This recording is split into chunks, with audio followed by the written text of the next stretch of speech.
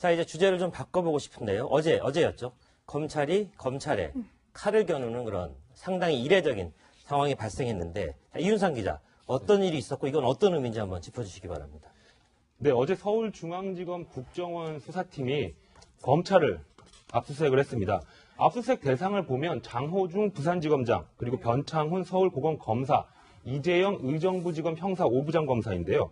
이 세 사람 모두 2013년 국가정보원에서 파견 근무를 했습니다. 네. 국정원 현안 TF에 이름을 올린 검사들인데요. 그렇죠. 현안 TF는 당시 2013년에 윤석열 특별수사팀장이 국정원 댓글 사건을 수사할 때 그 수사를 방해하기 위해 만들어진 조직이라고 합니다. 그렇죠. 검찰 압수수색에 대비해서 가짜 심리전자 사무실을 만들고요.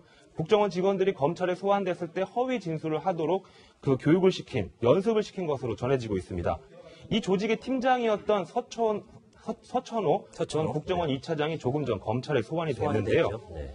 소환조사에 응하면서 취재진에게 자기는 국가에 충성을 했다라고만 말하고 검찰 조사실로 향했습니다. 이 서 전 차장의 지시에 따라서 파견 검사들이 검찰 수사를 방해한 혐의를 받고 있는 건데요. 근데 검찰 내부에서는 파견 검사들이 파견 기관을 보호하기 위해서 수사를 방해하는 것이 납득하기 어렵다는 반응도 나오고 있습니다. 하지만 검찰은 이번 수사 과정에서 국정원 직원들을 조사할 때 파견 검사들도 개입이 돼 있다라는 진술을 확보하기 때문에 사실관계 확인을 위해서라도 고강도 수사에 나선 겁니다. 자, 2013년에 있었던 사건인데 이제 4년이 지나서 다시 한번 주목을 받기 때문에 어쨌든 문재인 정부 되면서 적폐청산하겠다. 그 중심에는 어떤 국정원 댓글 사건이 있고 결국 이명박 전 대통령으로 칼이 겨누지는 형국인데, 자, 그래서 저희가 복수열전, 리벤지 매치라는 표현을 하지 않았겠습니까? 그렇게 봐야 됩니까? 아니면 다른 측면이 또 있습니까? 제가 보기에 뭐 개인적으로 뭐 복수열전 이런 게 표현은 저는 뭐 찬성하진 않고요. 네. 아마 이게 그동안 이게 제가 보기에 가장 제19 감사위가 심한 게 국회하고 검찰이에요. 그래서 이게 검찰이 그동안 제19 감사위가 상당히 우병우 수석 수사에서 보듯이 심했는데 네. 저는 이게 이번에 깜짝 놀랐어요. 정말 이게 현직 검사장 이것도 이게 바로 압수수색을 정광석과처럼 하고 바로 이게 인사조치를 했지 않습니까? 네. 저는 이게 개인적으로는 어떠한 이게 비리에서 성역도 있어서는 안 돼요. 그래서 이게 검찰에 대해서는 철저한 수사 그 자체는 찬성하는데 해야죠. 다만 이게 국정원 몇 년 전에 일을 지금 검찰청을 압수수색해서 뭐가 녹겠습니까?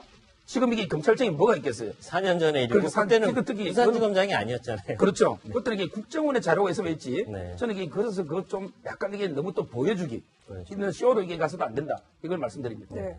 그러니까 지금 이제 압수수색을 받게 된 이제 장본인이 된 장호중 부산지검장은 곧바로 이제 법무연수원 연구위원으로 발령이 났다고 하는데 일단 상식적으로 같은 지검장인데 이렇게 뭐 압수수색을 하는 게 말이 되는 건지 법조계 안에서는, 그리고 조금 있으면 피의자 신분으로도 조사를 받는다는데 이것도 가능한 건지 좀 약간 이례적인 건가 이렇게 싶거든요. 네, 아무래도 흔히 볼 수 있는 광경은 아닙니다. 근데 어제 그 검찰의 압수수색, 그리고 장호중 전 부산지검장이죠, 이제는. 앞으로는요. 장 검사장 같은 경우에는 내일 검찰의 피의자 신분으로 소환조사를 받아야 됩니다. 근데 이 과정들을 놓고 보면 검찰이 그동안 정말 많이 아팠던 게 아닌가 하고 분석이 되는데요. 무슨 뜻이에요? 우병우 전 민정수석 수사 과정에서의 트라우마 때문인 것으로 보여집니다. 서 변호사께서도 말씀하셨지만 지난해 국정농단 사건 수사를 하면서 박근혜 전 대통령을 소환 조사를 했고요. 그렇죠. 그다음에 구속영장을 받아내서 구속하고 기소까지 했습니다. 근데 우병우 전 민정수석에 대한 수사 부분에서 부실 수사 논란이 일게 되면서 수사 전체에 대해서 박수를 받지 못했거든요. 그렇죠. 물론 특정 국가의 지도자를 구속하는 게 뭐 박수 받을 일은 아닙니다만 네. 전체가 다 부실하다는 비판을 받아왔습니다. 네. 그런 점들을 의식해서 이번 국정원 수사의 신뢰성을 확보하려면 제19 감사기 논란이 일어서는 절대 안 된다라고 하는 그런 판단에 따라서 오히려 검찰 내부로 강한 수사를 진행하고 있는 것으로 보입니다.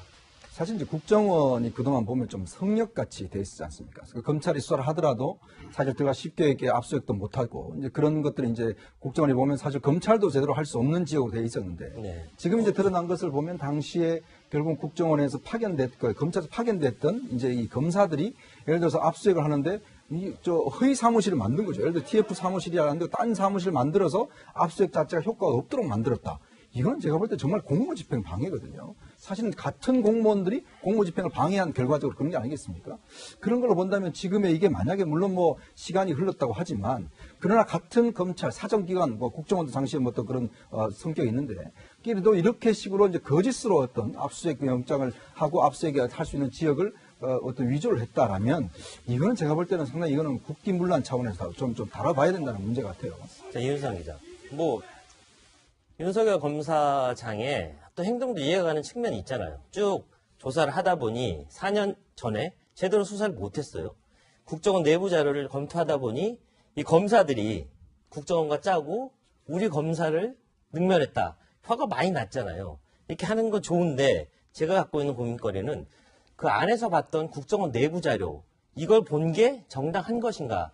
이런 또 법률적인 그런 문제점이 나올 수 있을 것 같은데 어떻습니까? 이게 적법한 수사 절차에 따른 증거 취득이냐 이런 부분도 논란이 생길 수 있는 거 아니겠습니까? 아무래도 이번 수사에서 이제 국정원 내부와 관련된 여러 가지 정보들, 문서들 이런 걸 수사하는 부분에서는 이게 국가 기밀을 다룰 수 있는 것이냐 물론 논란이 될 수 있습니다. 네. 근데 지금 현재 이제 국정원 과거 2013년도 국정원 댓글 사건 수사와 관련해서 그 수사 방해 부분에 대해서는 국정원 직원들의 진술이 나왔기 때문에 그 문건이 아니라 진술을 가지고 수사하는 부분이거든요. 그렇기 때문에 아무래도 기밀 논란에서는 조금 한 발 비켜나 있는 것 같고요. 근데 다만 검찰 입장에서 지금 현재 가장 큰 고민은 검찰과 국정원은 기존의 관계를 놓고 보면 굉장히 끈끈한 관계, 서로 밀어주고 당겨주는 관계였습니다. 네. 그렇기 때문에 뭐 감찰 담당 간부 그리고 법률 보좌관 이런 식으로 파견 근무를 하게 되는 거거든요. 또 국정원 파견 근무를 마치고 오면 공안 분야의 전문가로서 인정을 받아서 공안 검사로 성장할 수 있는 기회도 잡을 수 있습니다. 그런 상황이기 때문에 과연 이것이 검찰 내부에서 생각하는 것처럼 검찰을 끌어들여서 물귀신 작전을 국정원이 벌이는 것이냐 아니면 정말로 그 파견 검사들이 국정원과 이심전심이 돼서 그 방해 공작에 협조를 한 것이냐 이 부분이 검찰로서는 가장 고민스러울 겁니다. 네. 네. 어찌됐든 지금 윤석열 서울지검장에게 이제 여당이 거는 기대가 좀 큰 것 같은데요. 한번 보시죠. 우병우만 나오면 사시나무 떨듯이 이게 어떻게 생각하십니까? 제가 아는 윤석열 검사장은 이거 한번 밀어붙이는 게 맞다고 생각해요. 일단 뭐 수사를 좀 계획을 하고 있습니다. 자, 저는 저 수사가 어떻게 보면 이렇게 일사불란하게 청와대와 교감 속에서 이루어진 것 아니냐. 그리고 뭐 물론 검사를 겨눈 칼이라는 그런 표현을 썼지만 최종적인 칼 끝은 검사에 머무르지 않고 어딘가 더 깊숙이 찌르고 싶은 부분이 있는 거 아니겠습니까? 그게 어디라고 보십니까? 그게 물론 이제 아마 그 정권으로 보면 박근혜 대통령은 이제 이미 구속이 돼 있고요. 돼 있고요. 저는 이게 MB 정권까지. 그러니까 전 정권은 됐으니까 이제 전전 정권을 전전까지. 제대로 한번 사정하겠다 이런 거고. 그렇죠. 저는 그렇게 왜냐하면 대부분 이게 원세훈 국정원장부터 대부분 이게 최종할 것은 MB를 겨누고 있다. 이 부분인데 제가 여기서 이게 꼭 하나 드리고 싶은 말씀은요. 바로 이게 적폐청산과 정치보복의 개념을 명확히 해야 된다. 왜냐하면 이게 그 적폐청산이라는 거는요. 저는 이게 뭐냐면 어떤 이게 그 미래를 향해서 이게 시스템을 개혁하는 과정에서 뭔가 이게 자연스럽게 비리가 나오고 이걸 이게 법과 원칙에 따라 처벌하면 이건 이게 바로 적폐청산 개혁이 되는데 그게 아니고 이게 미리 결론을 딱 어느 특정인을 겨냥을 하고 여기에 대해서 이제 그 먼지털이식으로 계속 이게 수사를 해나가면 이건 이게 정치보복으로 흐를 수도 있기 때문에 저는 이게 정말 MB에 대한 수사가 정치보복이 아니고 뭔가 이게 미래를 향하는 개혁의 과정에서 불가피하게 자연스럽게 노는 비리를 처벌하는 이런 이게 그 진정 개혁의 계기가 되기를 바랍니다. 네, 제대로 된 적폐 청산이 되어야지 이게 정치 보복처럼 비춰져서는 안 된다는 그런 얘기로 이해를 하겠습니다. 네, 가장 먼저 찾아갈 곳은 1년 만에 다시 촛불이 타오르고 있는 5호선 광화문역이었습니다. 네, 이야기로 들어가 보겠습니다. 이 자리에 이현종 문화일보 논설위원, 서정욱 변호사, 사회부 이윤상 기자 나와 있습니다. 어서 오세요. 네, 안녕하세요. 안녕하세요. 네, 이윤상 기자에게 먼저 묻겠습니다. 자, 하나 됐던 촛불이 두 개로 나뉘었습니다. 그거에 그치지 않고 태극기 역시 같은 날 집회를 열고 있는데 이렇게 세 갈래로 나눠진 이유 뭐가 있습니까? 아무래도 서로 간의 이해관계 그리고 생각이 이제 표출되는 상황이라고 볼 수 있겠습니다. 지난해 10월 29일 첫 번째 촛불 집회가 개최가 됐습니다. 그리고 올해 4월까지 계속해서 23차례에 걸쳐서 연인원 1,700만 명이 참가할 정도로 반복적으로 촛불 집회가 진행이 됐는데요. 이 과정에서는 최순실 국정농단 사건에 대한 네. 한 목소리를 냈고 그러면서 분열되지 않고 한 곳에서 계속해서 촛불 집회가 진행이 됐습니다. 네. 그런데 지금 보면 청와대로 행진하느냐 마느냐를 놓고 그렇죠. 집회가 나뉘었단 말이죠. 여기에다가 박근혜 전 대통령을 지지하는 세력들도 촛불 집회가 현재 나뉘어져 있습니다. 네. 서울역과 대한문 앞에서 개최가 예정이 돼 있고요. 네. 또 조원진 의원이 있는 대한애국당은 대구에서 그렇죠. 박근혜 전 대통령의 무죄와 석방을 요구하는 집회를 계획하고 있습니다. 네. 자, 오늘 이제 기념식 공식적으로는 청와대 앞까지 행신을 하지 않는 걸로 되어 있는데 네. 일부 노동계는 뭐 청와대 앞까지 우리는 그렇죠. 가겠다라고 지금 하는 것 아니겠습니까? 네. 이제 촛불 집회 1년을 맞아서 약간 이제 진보 진영도 조금 나뉘는 것 같아요. 사실 이번 주에 그 민노총 같은 경우는 문재인 대통령의 노동계와의 인사에도 좀 불참을 했고요. 그렇죠. 사실 뭐 촛불 집회라는 게 어떤 뭐 하나의 목표, 예를 들어서 뭐 박근혜 전 대통령에 대한 탄핵이란 이런 것에는 뜻을 모았겠지만 사실 우리 사회 각계각층의 모든 요구 조건들이 사실 그 광장에 다 나왔지 않습니까? 그렇죠. 하나의 목표를 향해서 모든 것들을 사실 쏟아낸 것이 이제 광장인데 결국 이제 그 목표를 이루고 난 다음에 지금에서는 어떤 면에서 다시 이제 어떤 사회 각계각층의 자신의 요구 이런 것들이 중심이 되는 걸로 이제 바뀐 것 같습니다. 네. 특히 이제 당시에 집회를 주도했던 민노총이 사실은 이제 현 정부와의 좀 갈등 관계, 그렇죠. 즉 민노총 네. 입장에서 보면 자신들의 요구 조건을 왜 바로 빨리 이루어지지 않느냐라고 요구를 하겠지만 그러나 청구서를 내밀고 있다 그렇죠. 이런 비판까지 뭐 나오고. 자신의 본 주도를 많이 했으니까. 그렇죠. 그렇지만 정부 입장에서 보자면 사실 국민들은 민노총만 있는 게 아니지 않습니까? 네. 또 사회가지 여러 가지 또 갈등을 좀 그래도 수용하고 또 조절해야 되는 그런 입장이 있기 때문에 네. 정부 입장에 보자면 한쪽 편만 들 수 없는 상황이죠. 그렇죠. 그러다 보니까 다시금 이제 우리 사회가 어떤 자기의 어떤 이해관계로 좀 다시금 원상태로 돌아가는 그러한 측면에 좀 바라볼 수가 있을 것 같습니다. 네, 손정욱 변호사께 여쭤보겠는데 결국 6개월밖에 안 됐는데 벌써 자 누가 이 촛불을 주도하고 누가 이 정권을 창출했느냐 그에 합당한 대가를 달라 이런 목소리로 들리는데 어떻게 보십니까? 그쪽이 전부 제가 보기에 완전히 4분 5열. 옛날에 이게 촛불과 태극기 민심밖에 없었는데 지금 이게 촛불도 지금 계속 분열되고 있지 않습니까? 그렇죠. 근데 제가 보기에 촛불은요 어느 한 진영이나 어느 한 이게 정치 세력이 독점할 수 있는 건 아니다. 바로 이게 촛불은 전 국민이 보수 진보를 불문하고 했기 때문에 그렇죠. 진보 혼자 촛불의 혁명을 만들어낸 건 아니죠. 그렇죠. 그래서 이게 어느 한 단체가 너무 이게 촛불의 계산서를 심하게 내미는 거는 예를 들어 민주노총도 문재인 대통령에게 1년만 좀 기다려달라. 네. 조금씩 기획할 테니까 이런 걸 했지 않습니까? 그렇죠. 따라서 이게 저는 서로 요구를 조금씩 자제하면서 뭔가 이게 어떤 통합의 길로 가는 게 필요하지 않을까 이래 봅니다. 네. 그러니까 이제 그 진보 진영에서 또 다른 진보 진영을 비판하는 그런 양상을 벌어진 게 그렇죠. 지금 보면 그 이제 청와대로 행진하는 것을 두고도 입진보들의 못된 버릇이 나왔다. 과거 노무현 정부 때처럼 또다시 깽판 치려는 거냐라는 이제 비판도 나오고 있거든요. 김정란 상지대 교수가 그렇게 얘기를 했죠. 참여정부 때처럼 깽판을 치려는 것이다. 좀 강하게 얘기를 했습니다. 그래서 사실 이제 진보 진영이라는 것은 우리가 말이 좋아서 사실 진보 진영이라고 하지만 네. 또 그 안에는 뭐 여러 가지 또 갈래가 있지 않겠습니까? 사실 네. 지난번 촛불 집회는 저는 두 가지 관점에서 봅니다. 기본적으로 이제 그 국민들이 원했던 것은 정말 박근혜 전 대통령으로 대변되는 그 정말 국정의 농단 세력에 대한 좀 어떤 면에서 좀 이 처벌이라든지 또 뭐 단절이나 이런 요구도 있을 반면에 좀 사회가 이제는 좀 더 이제 서로 통합해서 화합해서 나가야 된다라는 그런 욕구가 사실 많이 있었던 것이죠. 그렇죠. 근데 결국 이제 그 문재인 대통령이 집권하고 나서는 사실 취임식에서는 이 양쪽 갈래를 다 추진하겠다라고 이제 본인이 분명히 약속을 했는데. 근데 지금 적폐청산이라는 문제가 더 이제 부각이 되면서 실제로 그쪽으로 많이 또 쏠려가고 있지 않습니까? 또 그런데 거기에 비해서 또 이제 문재인 대통령을 적극적으로 지지하는 층은 사실은 문재인 대통령에 대해서 좀 적극적인 지지와 함께 또 이렇게 문재인 정부를 좀 발목을 잡는 세력에도 좀 어떤 면에서 좀 질타하는 오늘 사실은 이제 여의도에서 벌어지는 집회가 이제 그런 형식의 집회거든요. 네. 그렇기 때문에 사실은 이 어떤 적폐청산의 속도 그리고 어떤 이 사회 통합에 대한 서로 다른 관점 이런 것을 놓고 사실은 상당히 이제 세분화돼서 이제 갈등 양상 자체가 굉장히 복잡해지는 양상을 가는데 과연 이제 문재인 정부가 이걸 어떻게 잘 조절할 것이냐 그의 정치력이 달려있다고 봅니다. 네, 잘 설명을 해주셨는데, 자, 한국노총이나 민주노총이 과연 지금 현재 진행되는 문재인 정부의 개혁 작업에 대해서 어떤 생각을 가지고 있는지 직접 한번 들어보겠습니다. 문재인 정부의 나라다운 나라를 만들겠다고 하는 그런 국정 철학과 전혀 배치되는 그런 공공기관장들이 있습니다. 새 정부의 바뀐 정책에 대해서 수용하지 않고 계속 거부하고 있는 기관장들 우선적으로 10분만 선정했다는 말씀을 드립니다.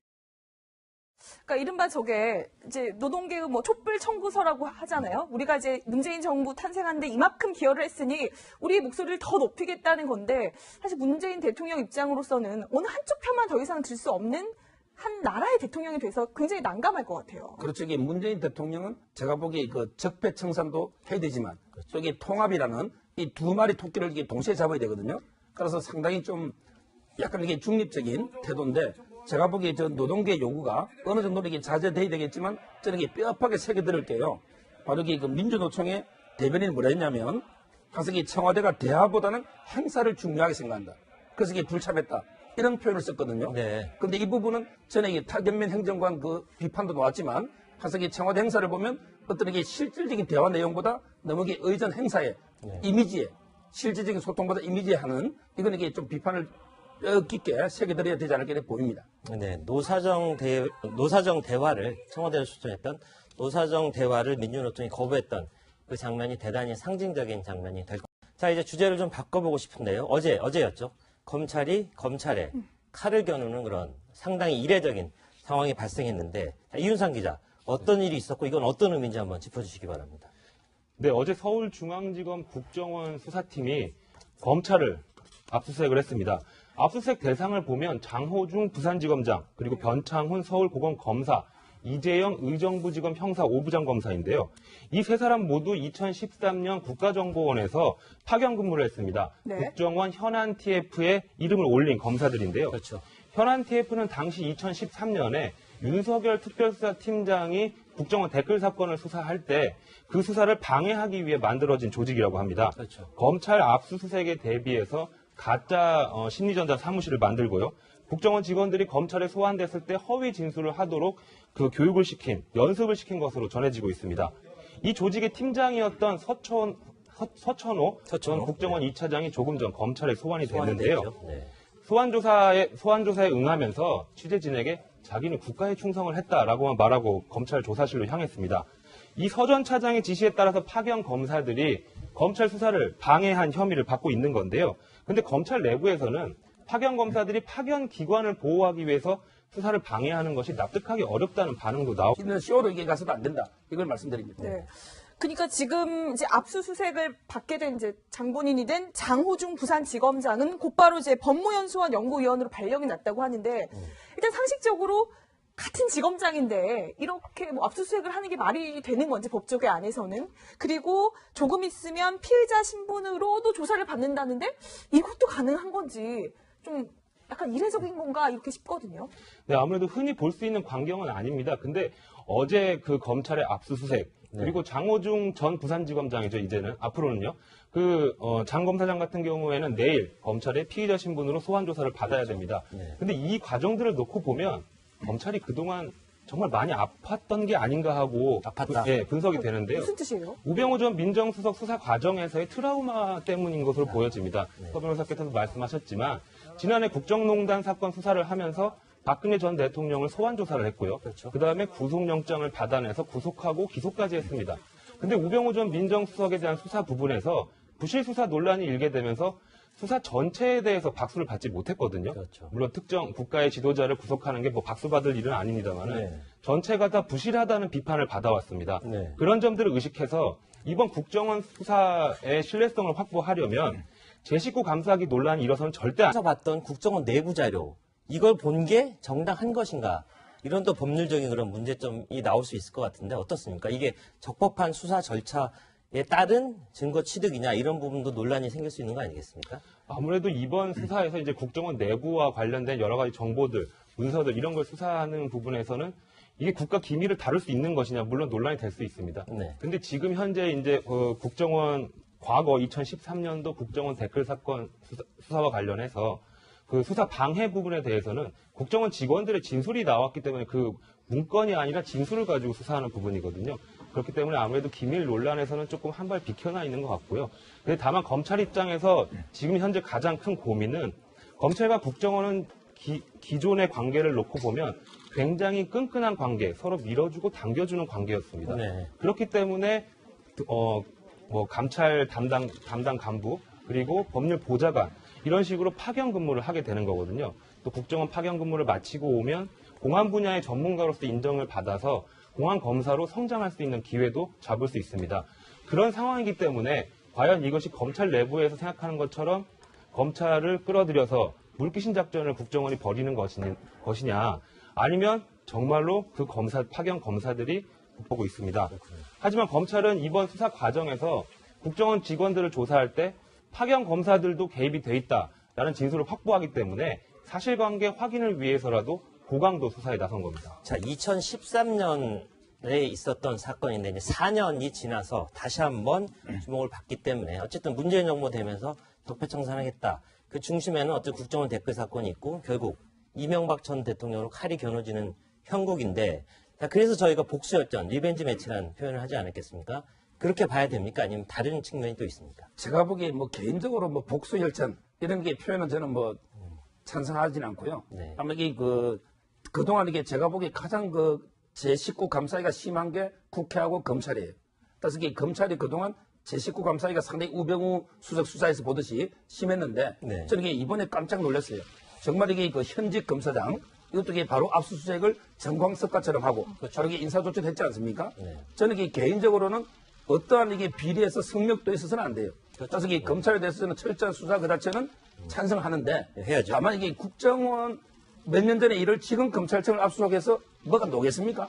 지금 이게 검찰청이 뭐가 있겠어요? 4년 전에 이르고 그러니까 그때는 특히 부산지검장이 아니었잖아요. 그렇죠. 그것도 이게 국정원의 자료가 있으면 있지. 네. 저는 이게 그래서 그거 좀 약간 이게 너무 또 보여주기. 안 된다라고 하는 그런 판단에 따라서 오히려 검찰 내부로 강한 수사를 진행하고 있는 것으로 보입니다. 사실 이제 국정원이 그동안 보면 좀 성역같이 돼 있지 않습니까? 그래서 검찰이 수사를 하더라도 사실 들어가 쉽게 이렇게 압수수색도 못하고 이제 그런 것들이 이제 국정원이 보면 사실 검찰도 제대로 할 수 없는 지역으로 돼 있었는데 네. 지금 이제 드러난 것을 보면 당시에 결국 국정원에서 검찰에서 파견됐던 이제 이 검사들이 예를 들어서 압수수색을 하는데 허위 사무실을 만든 거죠. 예를 들어 TF 사무실이라는데 딴 사무실을 만들어서 압수수색 자체가 효과가 없도록 만들었다. 이건 제가 볼 때 정말 공무집행 방해거든요. 사실은 같은 공무원들이 공무집행을 방해한 결과적으로 그런 게 아니겠습니까? 그런 걸로 본다면 지금의 이게 만약에 물론 뭐 시간이 흘렀다고 하지만 그러나 같은 검찰, 사정기관, 뭐 국정원도 당시에 뭐 어떤 그런 성격이 있는데 그래도 이렇게 식으로 이제 거짓으로 어떤 압수수색 영장을 하고 압수수색을 할 수 있는 지역을 어떤 위조를 했다라면 이거는 제가 볼 때는 상당히 이거는 국기문란 차원에서 좀 다뤄봐야 된다는 문제 같아요. 자, 이윤상 기자. 윤석열 검사장의 또 행동도 이해가 가는 측면이 있잖아요. 쭉 조사를 하다 보니 4년 전에 제대로 수사를 못했어요. 국정원 내부 자료를 검토하다 보니 이 검사들이 국정원과 짜고 우리 검사를 능멸했다. 화가 많이 났잖아요. 이렇게 하는 건 좋은데 제가 갖고 있는 고민거리는 그 안에서